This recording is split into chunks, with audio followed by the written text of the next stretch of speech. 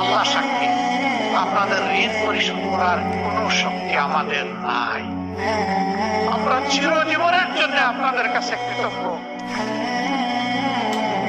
মহান রবের কাছে, প্রভুর কাছে দোয়া করি,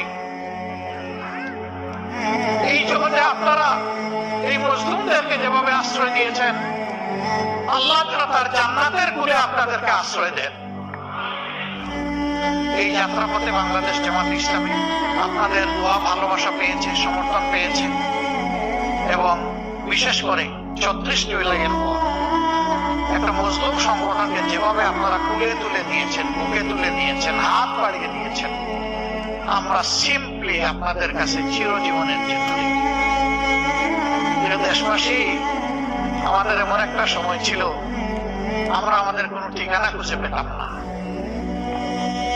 সেই সময়টা আপনারা আমাদেরকে আশ্রয় দিয়েছেন।